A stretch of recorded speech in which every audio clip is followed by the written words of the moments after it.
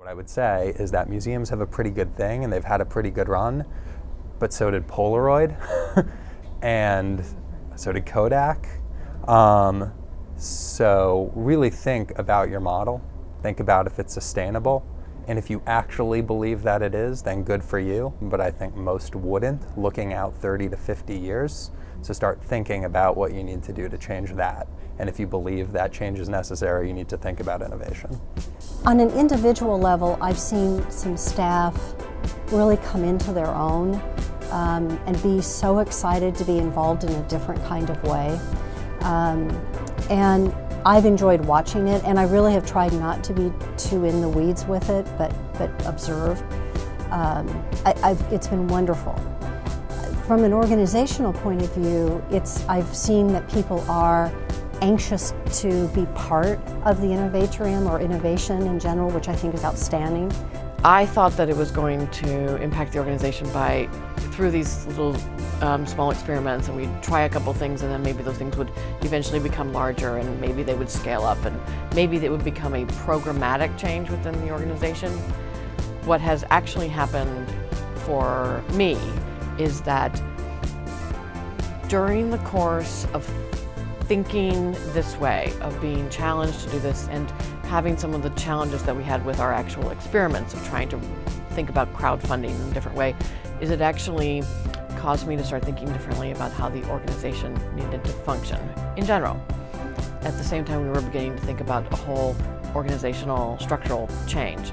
So over the last 3.5 months, as we've actually put together the new structure for the organization, it's not so much that I sat down and I thought, okay, we have a yellow here and we really need to bring a green onto this team and we need to do whatever, but I did think really explicitly about breaking up some of the standard way in which we all have been working, some traditional departmental structures, and actively putting people together and creating teams that will, in essence, in the beginning, force people to work differently together.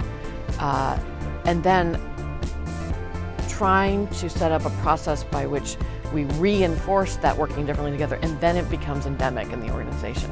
And that is probably the most significant impact I could have actually imagined from way back in May when we started doing this. The last time we talked, you said it was going to be fun. Was it fun? A ton of fun, yes, because the Post-it note project in the lobby, there was my chance. I came back, and as Chris said, I whipped that together in a second because you got to strike while the fire is hot. We're thinking, I'm brainstorming with people, and we're trying to figure out how can we get people. One of the challenges we had with that was to get them to walk past that wall that blocked the light from going into the gallery.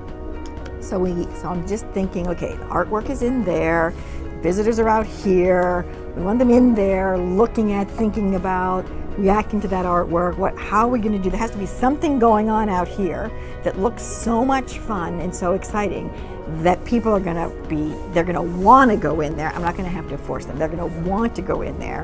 And so that's how the idea of the Post-it note emerged. That kind of a thought process that I might have had a lot of times on exhibition and installation ideas was now I had not only free reign, but I had the duty to run with it. And Lynn said, you got to run with it. You got to figure out something.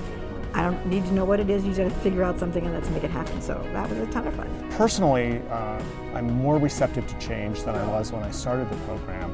But I think more importantly, I'm able to carry back to my team and to the museum as a whole a kind of approach or strategy that is forward-looking, it's facile, it taps into people's strengths, and I think ultimately it's very exciting because it gives us a way to move forward in an innovative way that capitalizes on people's strengths. I started this process just after coming into a new job, a new directorship. Couldn't happen at a better time, and I think that it's been invigorating, energizing, worth the trouble, and you must stick with it. It's not, for me, it's not a one-off project. It's one that you want to give a year or two to it, because the joy of experiencing what people come forward with at the end of the time is just liberating, and particularly the CEO, because you didn't do it. But you've had the encouragement and the vision, hopefully, and the passion, but you've let people do it, and they bring you back ways of going that make you feel tremendously confident about your organization.